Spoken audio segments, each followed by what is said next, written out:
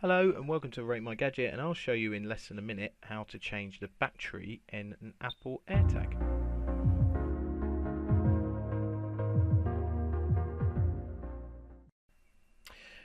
So, although this is a brand new one, you won't have all the little tags on it, but that silver button at the back, you need to push it down and then rotate it anti-clockwise, sorry, and then this is the battery. Link is at the top for replacement battery. To put it back in, make sure it goes button down, and then put it back on. You find the slot and then you twist it clockwise. So I'll just show you that again. So let me put it back on. So you push down and it's a slight twist, a quarter of a turn, in which you push down on that metal Apple logo on the back, push down, twist, and then it just pops out. Now when you put it back on, make sure that you again twist down, twist it clockwise, and make sure that it's tied.